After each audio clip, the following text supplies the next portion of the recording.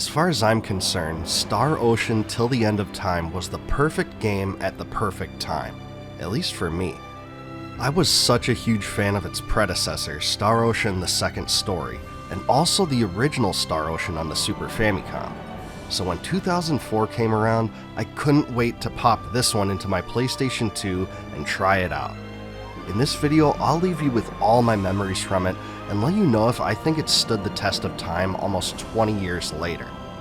But before I do that, please like the video and subscribe for more retro gaming content. To my great surprise and excitement, Tri-Ace didn't revolutionize the series through Star Ocean Till the End of Time.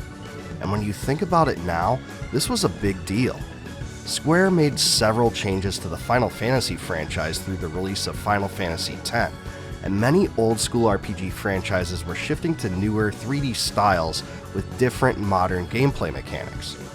With Star Ocean Till the End of Time though, the most redeemable facets from the previous two Star Ocean games were retained. The most noteworthy of these in my mind was the battle system.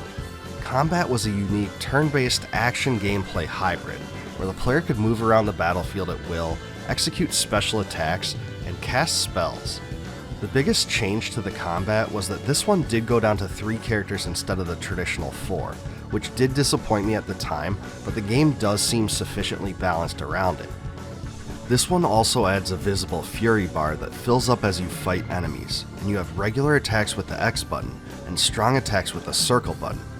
You gain cancel bonuses by timing your strong attacks to break the enemy's defenses, and this allows you to unload with other attacks. The Fury Gauge is used to string together special attacks into combos, much like how the special attack links worked in the previous 2 Star Ocean games. I really enjoyed these new innovations, and my only complaint was that the battle camera doesn't always make it easy to follow what's happening. That's the thing about combat that I don't think is held up that well after almost 20 years. The best part of the battles to me is the damage numbers that spurt out from the enemy each time you hit them. This is extremely satisfying, and as you gain power and do more damage, it really gives you a sense of advancement. It's the little things like this that Star Ocean Till the End of Time does so well, and it makes this type of action RPG combat so immersive. Like always, the characters announce each and every attack they do, which you'll definitely come to expect if you've ever played the Star Ocean series. It's a fact that lovers of the series love, and haters of the series hate, but if you play this game, you'll just have to deal with it either way. It's unavoidable, but it's Star Ocean. As far as the story goes, you take on the role of Fayt Line God, a student at the Baktine Science University. His father is an expert in the field of symbological genetics, a fact that doesn't seem too important at first, but completely shapes a lot of the game's story. The game kicks off when Fayt's family takes a vacation on the planet Haida 4 with Fayt's childhood friend Sophia. However, their joy is soon interrupted by an attack by an alien force. The populace attempts to evacuate, and Fayt is separated from his parents as he and Sophia are attacked once again on an escape ship. Fayt escapes in the nick of time through an escape pod and crash lands on the underdeveloped planet of Vanguard 3.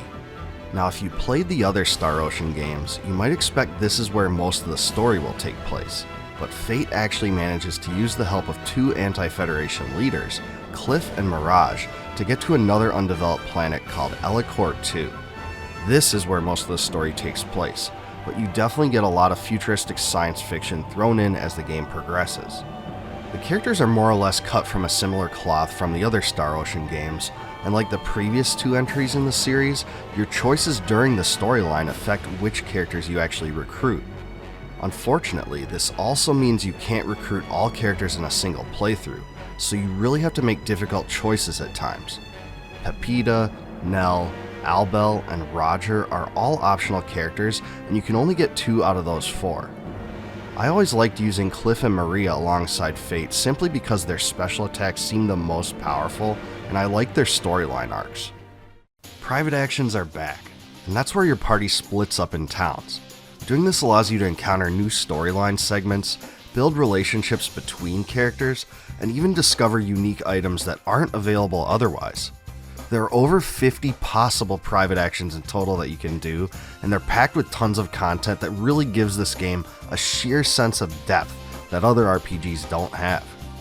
The key thing that the player relationships affect is the ending system, because Star Ocean Till the End of Time has 19 total endings, each of which is determined by the choices you make between characters. This will give the most hardcore players a lot of replay value and creates outcomes based on your choices. And to me, that's something just about every RPG should do in the first place as a baseline. The item creation system that plays such a big role in the Star Ocean games is also back, and this time it's more important than ever.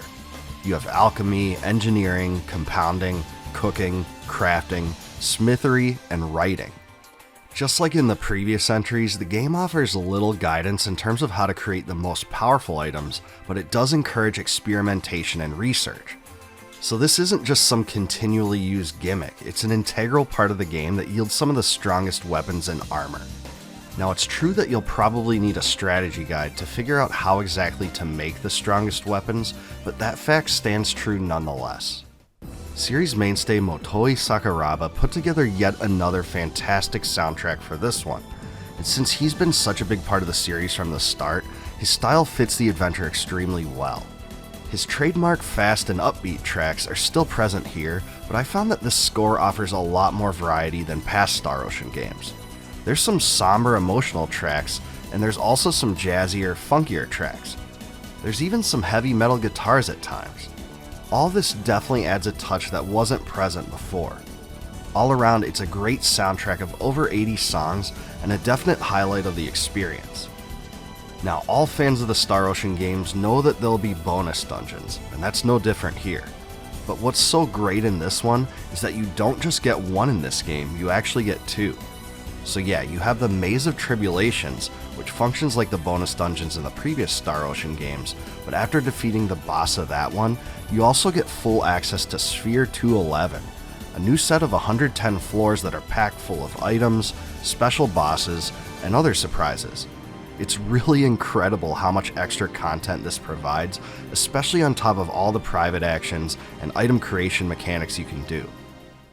When it comes down to it, Star Ocean Till the End of Time is one of the very best RPGs on the PlayStation 2. It didn't reinvent the wheel or revolutionize the series in any major way, and I actually think it's to the game's great credit that it didn't. In fact, I think the game possesses many of the same qualities that can be found in some of the greatest RPGs out there. Good characters, an interesting story, a fun combat system, and loads of extra content.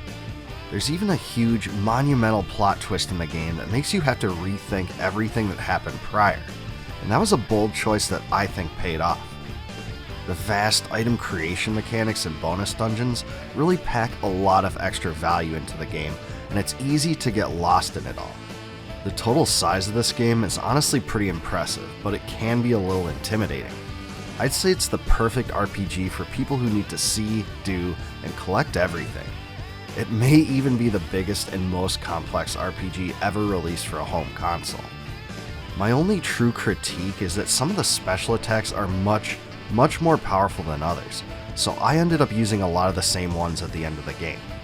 One of them is Maria's Energy Burst, which isn't found until the Maze of Tribulations, but it's just crazy powerful. Even so, the process of testing out different attacks and finding the best ones for all the characters was a heck of a lot of fun. Many Star Ocean fans rank this one among the best in the series, and I can see why. I personally don't like it quite as much as the first two, but it's still a great game in its own right, and it's Star Ocean to the core. So it's definitely worth playing if you missed out on it back then, and it's absolutely a top 10 RPG on the PlayStation 2. So I want to know what you think about Star Ocean Till the End of Time. Where do you think it ranks compared to the rest of the series? Please let me know in a comment below. Please like, subscribe, and click the bell below for more retro gaming content.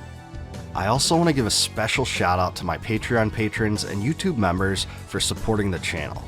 If you want early access to the videos I produce and other perks like they receive, please consider supporting the channel by becoming a Patreon patron or via the YouTube Join feature.